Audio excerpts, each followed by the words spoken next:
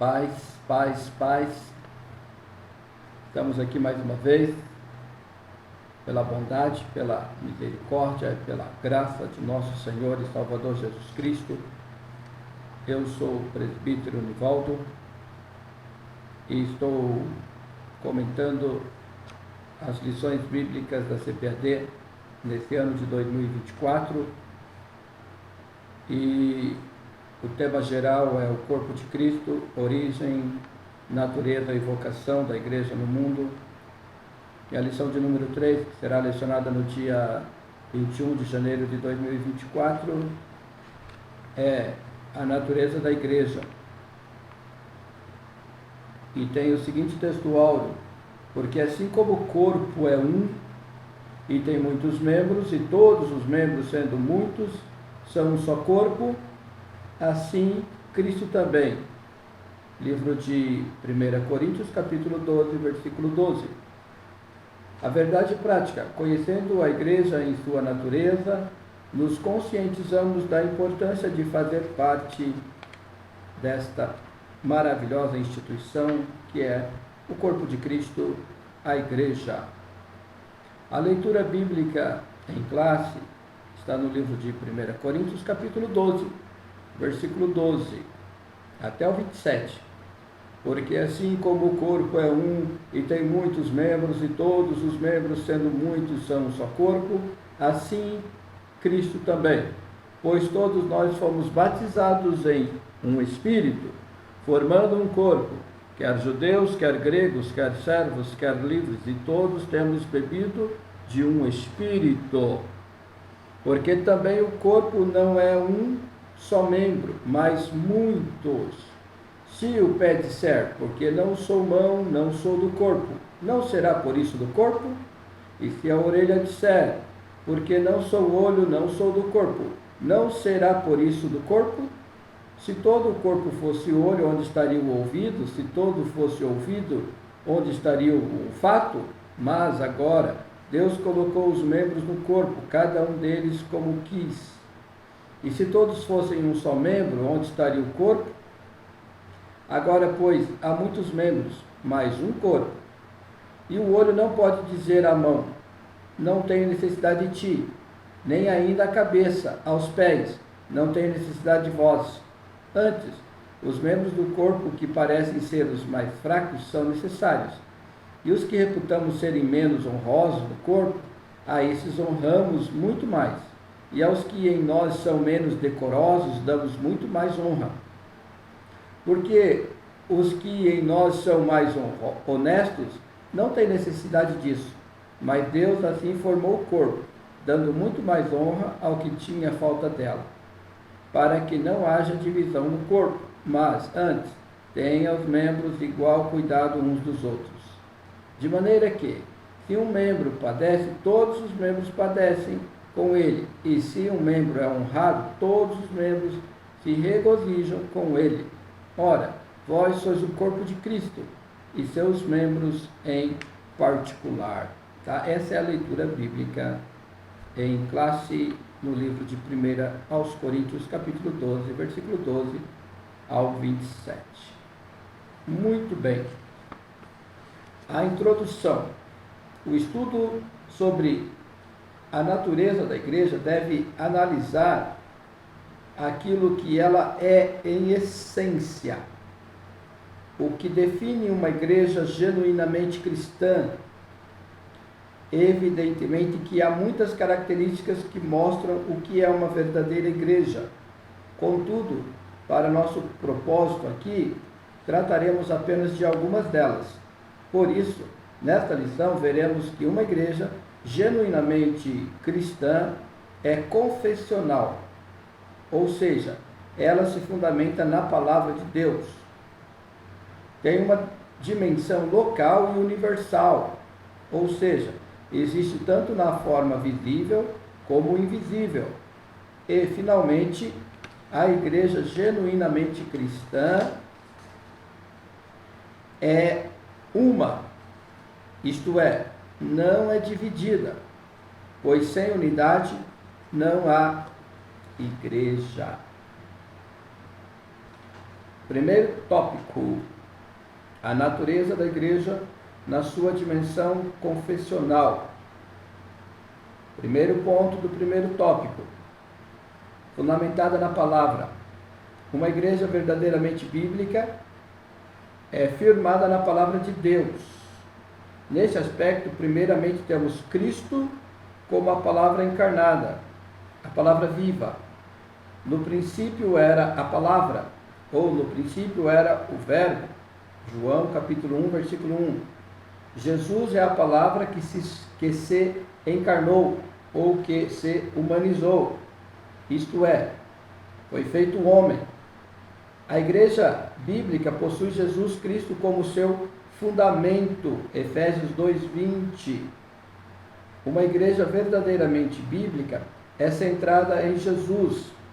Em segundo lugar, uma igreja bíblica é fundamentada nas Escrituras Sagradas, a palavra inspirada. Se não existe igreja verdadeira sem Jesus, da mesma forma não há igreja verdadeira sem fundamentação bíblica. 2 Timóteo capítulo 3, versículo 15. A heterodoxia, o desvio doutrinário e a apostasia vêm pelo distanciamento e abandono da palavra. Tá? Então, o plano de Deus para o universo é Jesus Cristo. Tá? E Jesus Cristo vem à terra, se faz carne, para formar o seu corpo. Tá? Ele é o cabeça, tá? E ele vem formar o seu corpo. E o seu corpo é a igreja. Tá? Então aqui, esse exemplo. Tudo está centrado em Jesus Cristo. Tá? Ele é o verbo. O verbo é a palavra. Então o plano de Deus, para que ninguém tenha desculpa, desde o princípio o plano de Deus é Jesus Cristo, que é a sua palavra. Tá? Então toda ligação com Deus está relacionada à sua palavra. Quem se liga em Cristo está ligado em Deus. Quem se liga em Cristo está no plano de Deus. Quem está fora de Cristo está fora do plano de Deus. E Cristo é a palavra. Tá? Então a igreja verdadeira é a igreja que é baseada, fundamentada na palavra, que é fundamentada em Cristo, que está ligada em Cristo, onde Cristo é o cabeça, onde Cristo reina, onde Cristo é o Senhor, onde Cristo é tudo. Tá? Então, e quem está nesse caminho, tá? Quem está nesse caminho de se ligar em Cristo cada dia mais, todo cristão, ele entra nesse caminho. Tá? E daí parte do cristão se ligar em Cristo. Tá? E se ligar em Cristo, se liga em Cristo por intermédio da sua palavra. Tá? Isso não existe limites, não existe limite humano para isso, entendeu? Não existe limite humano para isso. Então qualquer ser humano na Terra, independente de onde ele se encontre, ele pode se ligar em Cristo, seja em denominações evangélicas, seja no espiritismo, seja em qualquer, ele pode entrar nesse caminho de começar a se ligar em Cristo. Tá? Por onde? Ouvindo a palavra. Se ele começar a crer, ele entra no corpo de Cristo, ele começa a fazer parte do corpo de Cristo, se ele começar a crer. Tá? E isso não há limitação humana, isso que nós temos que deixar bem claro aqui. A limitação humana não pode ser a Assembleia de Deus, não pode ser a Igreja Católica, não pode ser a Igreja Adventista, a Igreja, a congregação. Quem crer será salvo. A fé vem pelo ouvir, e o ouvir pela palavra de Deus. A palavra de Deus está sendo pregada nos 4 cantos da terra. E quem crê começa a fazer parte do corpo de Cristo. Tá? A partir daí é obrigação, a partir daí é compromisso de cada ser humano querer se ligar mais e usufruir de tudo aquilo que se ligar no corpo de Cristo nos oferece, ou voltar para trás, ou ficar numa ligação muito simples e sofrendo a vida inteira aqui na terra. Tá? Então, a igreja de Cristo é aqueles que estão ligados na palavra, aqueles que estão fundamentados na palavra, fundamentados em Cristo. Tá? Habitada pelo Espírito, segundo ponto do primeiro tópico. A igreja é habitada pelo Espírito, dirigida e capacitada por Ele. O Espírito Santo é a força motriz da igreja. Na verdade, a obra do Espírito começa no seu trabalho de convencimento do pecador. É o Espírito quem convence o ser humano do pecado. João capítulo 16, versículo 8. É o Espírito Santo quem produz a obra da regeneração. Quando o evangelista Lucas diz que o Senhor abriu o coração de Lídia, em Atos capítulo 16, versículo 14, aí vemos uma obra poderosa do Espírito Santo trazendo o convencimento para a salvação. Tá? Mas veja bem, o Espírito Santo só pôde entrar na vida dela por causa da palavra. Ela estava ouvindo a palavra, e o interesse dela em ouvir a palavra foi que moveu Deus a fazer a parte dele. Tá? Então o ser humano tem essa responsabilidade de querer ouvir a palavra de Deus, de querer saber de Deus. Tá? Essa capacidade Deus deu para o homem quando lhe formou, dando a ele um cérebro, corpo, uma alma e um espírito, para que ele pudesse ter essa, mesmo morto em pecado, o homem tem essa possibilidade de escolher querer ouvir a palavra de Deus e não querer ouvir. Aqui Lídia quis ouvir. Quando ela parou para ouvir Paulo, a palavra de Deus, o Espírito Santo operou na vida dela.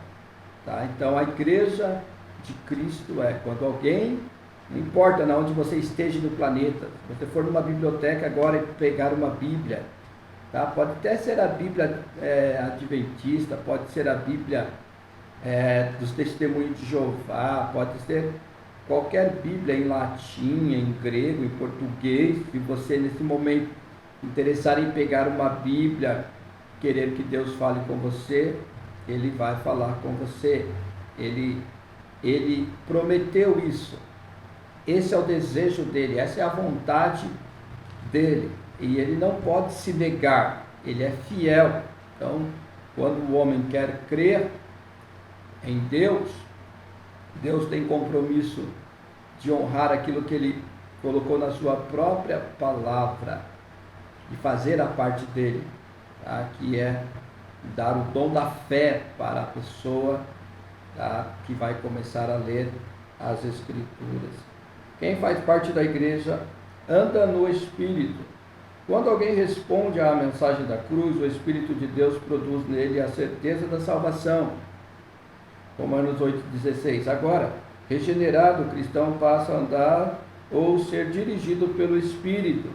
Romanos 8,14. O fracasso na vida espiritual está no fato de não andarmos na esfera do Espírito. Gálatas 5:16 e 17. O Espírito, portanto, habita o crente, capacita-o. Atos 1:8.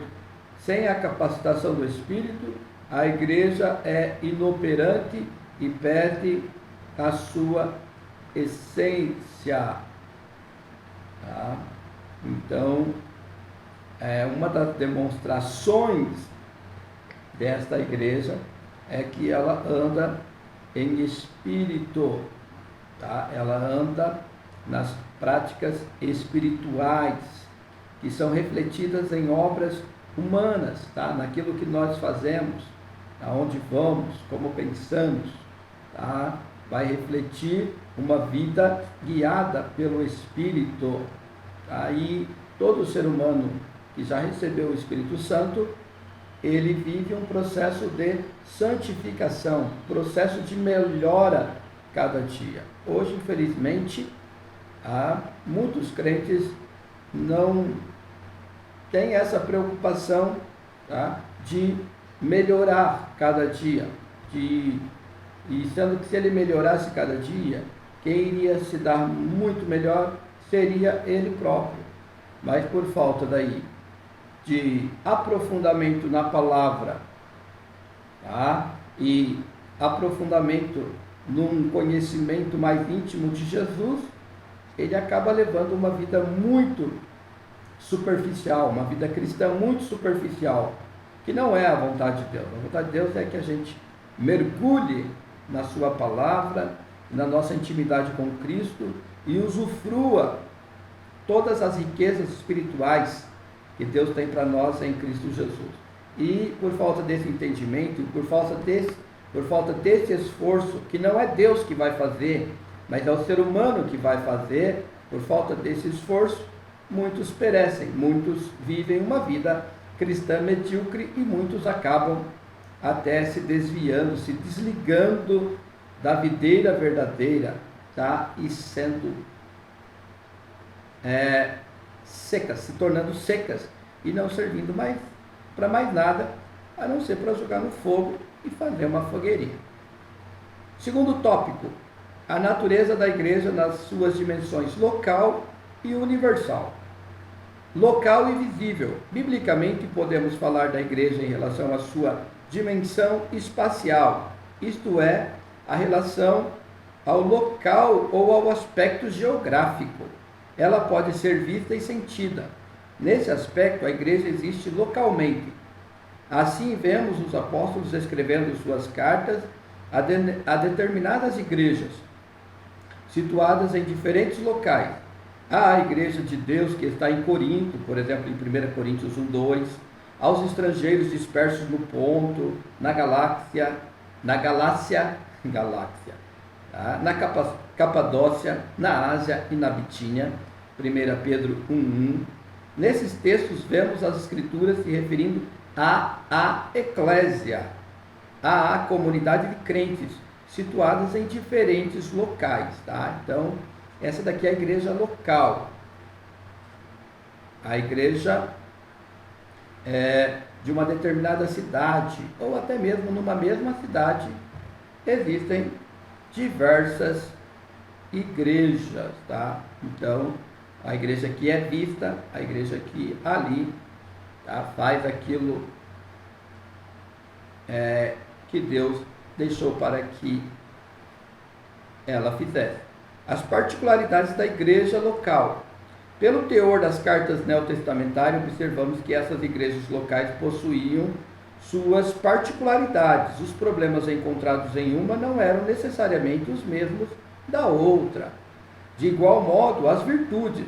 Por outro lado, embora estivessem todas sob a supervisão apostólica, observamos que eram autônomas, uma em relação às outras. Assim, possuíam sua dinâmica própria. Um método que funcionava em uma determinada igreja poderia ser inadequado em outra, tá? Então, aqui a gente está falando das igrejas locais, tá? Na igreja primitiva, tá, todas elas eram supervisionadas pelos apóstolos, mas cada uma era autônoma, era independente da outra, tá? Uma tinha um problema que a outra não tinha, uma tinha uma virtude que a outra não tinha, tá? E, porém, eles eram todos a mesma igreja. Igreja universal. Assim como a igreja existe em uma determinada localidade, existe também na sua dimensão universal. Somos conscientes da existência da igreja local, pois dela fazemos parte, tá? Como eu faço parte aqui da igreja Assembleia de Deus em Pinhais, tá? Na época da igreja primitiva existia apenas uma denominação, tá? Uma na cidade de Pinhais, uma na cidade de Curitiba, uma na cidade de Porto Alegre, tá? Uma denominação. Hoje existem uma infinidade de denominações, é o que nós estaremos vendo mais a seguir. Porém, todas elas eram autônomas. A igreja não está limitada ao espaço geográfico ou físico. Assim, a igreja universal e invisível é formada por todos os cristãos regenerados que estão em todos os lugares e por aqueles que já estão também na glória. Tá? Aquilo que eu já estava falando no início aqui do primeiro tópico, tá? Onde há um ser humano que é ligado em Cristo por intermédio da sua palavra, tá? Que está lendo a sua palavra, que está sendo ligado em Cristo Jesus, tá? Por intermédio da sua palavra, e está recebendo o Espírito Santo, desses 8 bilhões de habitantes hoje na Terra, só Deus sabe onde eles se encontram, e todos os outros bilhões que já padeceram, tá? Ligados em Cristo Jesus por intermédio da sua palavra, esses fazem parte da igreja invisível, tá? Não se limitando somente à dimensão terrena. Aqui é importante se diferenciar igreja de denominação, tá? Numa cidade, por exemplo, pode haver várias denominações, contudo, somente há uma igreja, ok? Aquilo que eu já falei para vocês. Tem muita gente que está nas igrejas também e não faz parte da igreja. Tem muita gente que se encontra em denominações, tá? Mas não faz parte da igreja, tá? Porque nem se fundamenta na palavra, não desenvolve uma intimidade com Jesus, não está ligado em Jesus. Tem uma coisa que nos desliga de Deus, que é o pecado, entendeu?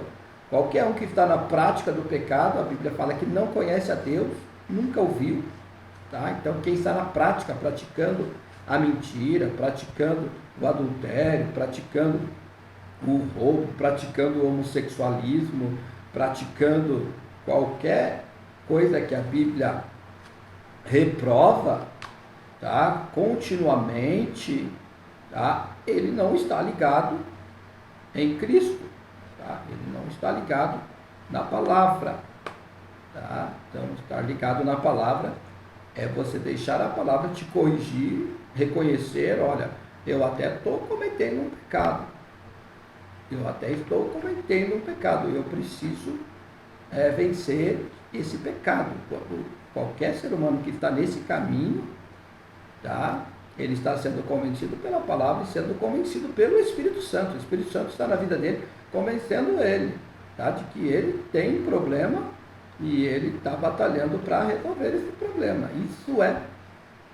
Isso é santificação, tá? Tem pessoas que estão num nível de santificação muito mais elevado que eu, tá? Tem pessoas que estão num nível de santificação, tá? Menos elevado que eu, tá? E não é o meu nível de santificação que me salva, tá? Mas é a minha fé em Cristo Jesus, que Ele me santifica, que Ele me purifica, que Ele me salva de todos os meus pecados. Ele já perdoou todos os meus pecados e me salva de todos os meus pecados, tá? E Ele vai, e esse processo de salvação aqui é até o dia do arrebatamento, tá? Eu quero ser salvo desse corpo desgraçado aqui, tá? Que eu tenho que trabalhar muito para manter ele dominado. Então eu quero ser salvo desse corpo desgraçado aqui, e eu sei que isso só vai acontecer no dia do arrebatamento, tá?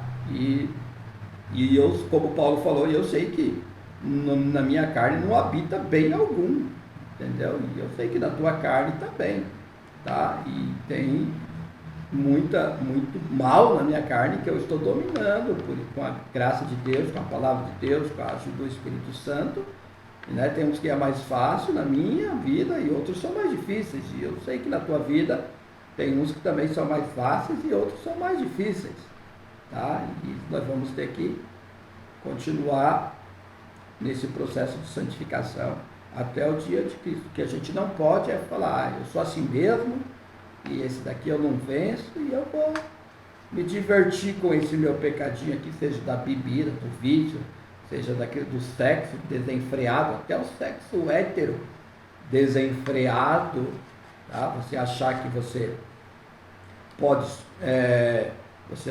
desfrutar de todos os teus maus desejos, tá? Isso, se você se entregar a isso, você estará num caminho contrário ao caminho da santificação, contrário ao caminho de quem está fundamentado em Cristo e caminha em intimidade com Jesus Cristo. Tópico 3. A igreja na sua dimensão comunitária. A igreja é una. Tá?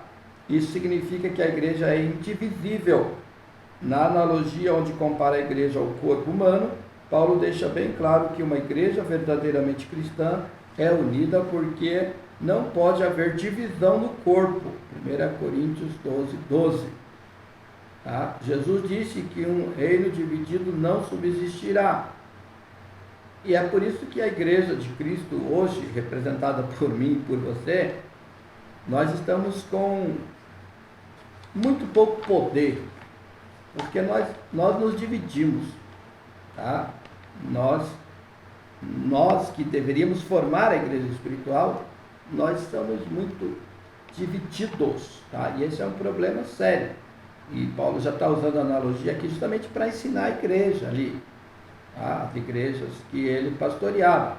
Jesus disse que um reino dividido não subsistirá, tá? Então, não era para nós cristãos estarmos divididos em tantas denominações, tá? Se nós estivéssemos em uma única denominação, nós estaríamos representando a vontade de Deus, operando a vontade de Deus na terra muito melhor, tá? Mas as nossas divisões, tá?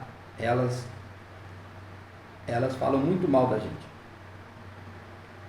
Esse princípio se aplica à igreja também. O que o diabo não consegue contra a igreja por meio da perseguição, ele consegue por intermédio da divisão. Devemos evitar a todo custo o partidarismo, as preferências e os exclusivismos, se quisermos preservar a unidade da igreja local. Tá? Então, todas as denominações que existem hoje saiu de uma única igreja local, para você ter uma ideia, como nós temos sido cabeça dura, tá? Em obedecer esse mandamento aqui. Por que nós nos dividimos? Por causa dos nossos maus desejos, Paulo vai falar, por causa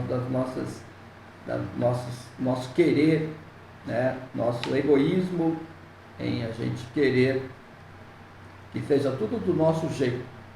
E o que a gente tem que querer é que seja do jeito de Deus, do jeito da palavra. Mas a unidade da igreja.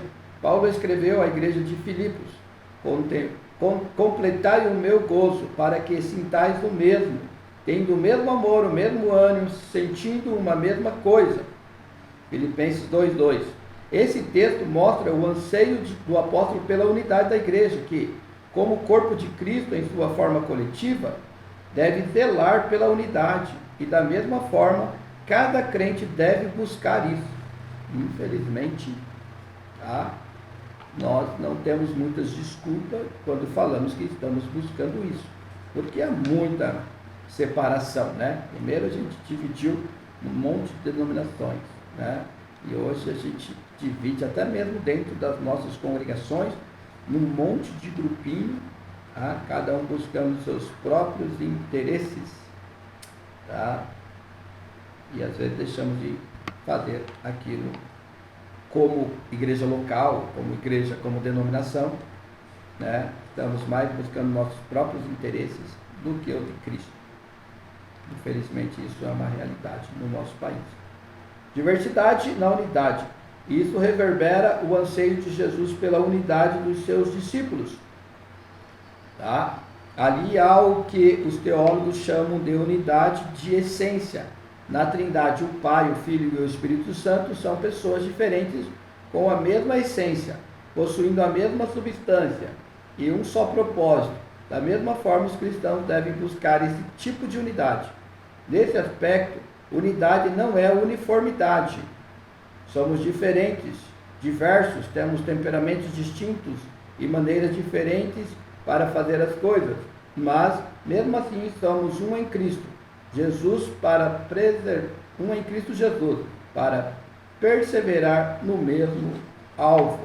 É o que muita gente não entende, né? Que um corpo é formado por vários membros, tá?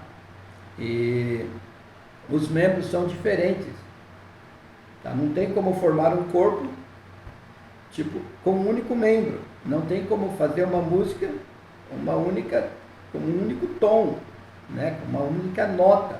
Tocar uma música com, né? Uma orquestra com um único instrumento, mais ou menos isso, tá? E infelizmente nós temos dificuldade de aceitar, né, os diferentes.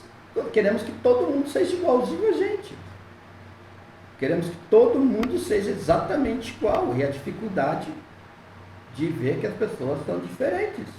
As pessoas, né, que formam o corpo de Cristo serão diferentes, não serão todos iguaizinhos, não só na cor, não só na altura, não só no sexo, homem, mulher, criança, adulto, não, seremos diferentes, com pensamentos diferentes. Tá? Que não é o pé que vai meter o dedo na orelha, já vai se intrometer na vida do nariz. Tá? É Cristo só que tem esse poder, tá, de corrigir cada membro. Mas os membros, muitos de nós, não nos preocupamos com nós mesmos, mas vivemos nos preocupando com o irmão.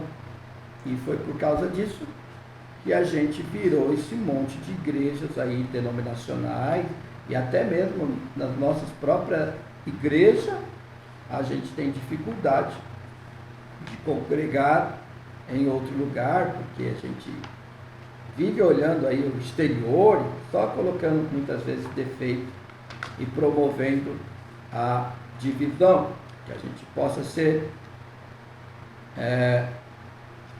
guiados aqui nessa lição pelo Espírito Santo de Deus a melhorarmos nesse aspecto. Concluindo, chegamos ao final de mais uma lição bíblica, a qual aborda a natureza da igreja. Vimos que não é possível nos referirmos a uma igreja como sendo cristã se determinadas marcas ou características não estão presentes nela.